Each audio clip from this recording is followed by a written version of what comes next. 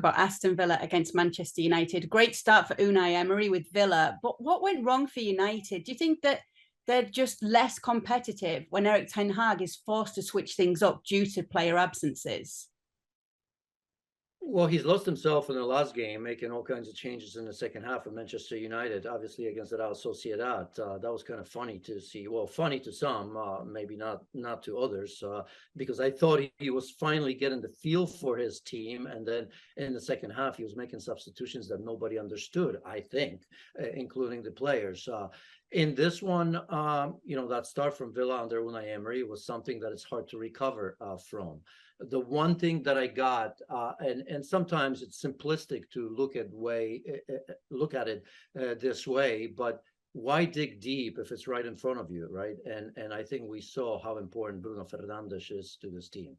I mean, you could just watch this game and forget when they conceded because it was 2 quick goals. By the way, on a counter, it's not like Villa created a ton. They were just so efficient with these chances. Three incredibly good goals, kind of on the break, sort of the way Unai Emery plays. But then after that, I just think without Bruno Fernandes, it changes the role of Christian Eriksen, who also is very important. Because Christian Eriksen, as deep as he played, because we were wondering, right, if in the absence of Bruno Fernandes, is Eriksen going to go a little bit higher? Then we found out that Danny van de Beek started the game. And once again, we found out that they're not going to recover him. Let's just be honest here. And if you're Donny, not that he's going to take my advice, but I think he needs to look at elsewhere. That's just not going to work. So without Bruno Fernandes, it almost seemed to me that Eriksen was trying to do too much, and that link between the midfield and the front players was just missing. A few weeks ago, we wouldn't have believed, I don't think, that Cristiano Ronaldo would be captain for this team. It seems a little bit strange. It looks like it was by default. And then afterwards, Ten Hag even mentioned the players that were missing or the fact that certain players are more new. So you're not going to give them the captain's armband just yet.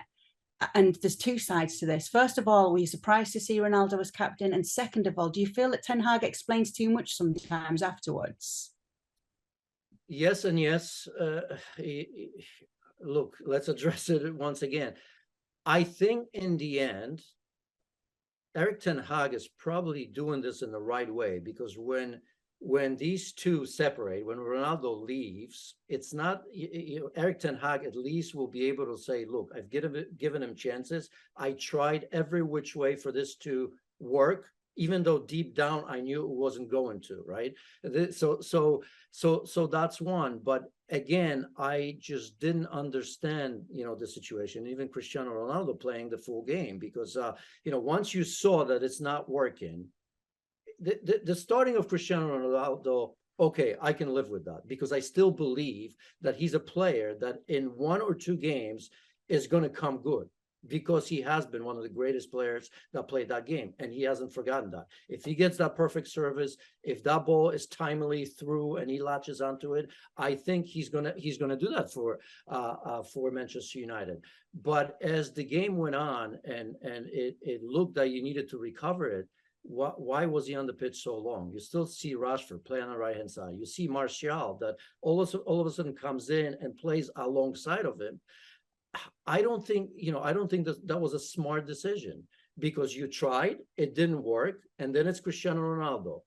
He's had the courage when he first came in to kind of send a message that you're not part of this starting 11 in the most important games. And now he's reverting back to sort of saying, yeah, I don't know if I wanted that reaction that I saw, you coming off and pouting or not being happy in front of the whole world. So I just didn't get it. I think he needs to be consistent. I think he's got players now in Martial and Rashford that can do a better job.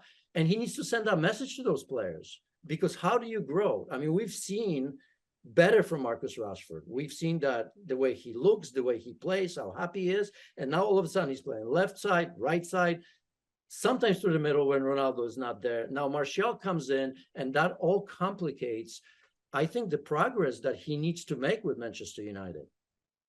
Yeah, it's an interesting one. And yeah, with Casemiro, he just said he's a natural captain, but his English isn't up to the level yet for me to give him the captain's armband. But once again, he explained a lot of it. He's very, very honest, I think we found with Erik ten Hag afterwards. Bruno, I mean, he's the only leader on that team that I see right now. You're quite right in saying with Casemiro. Language, okay, I get that. I probably wouldn't care as much in that game. I would give it to Casemiro because he's been growing in stature already. And I think what a message that would have been. Think about it. If he said, Casemiro, you just got here, but the way you play. So you can lead by example, and it doesn't matter if you're not you play like a captain. And here's the man that has the experience, has won everything there is to be won. So that's why, but this is the problem. You continue to tiptoe around Cristiano Ronaldo, where everyone in the world, including probably some of the players in the dressing room, know exactly what needs to be done. Thank you very much for watching ESPN FC on YouTube. For more highlights, analysis, and exclusive content, be sure to subscribe.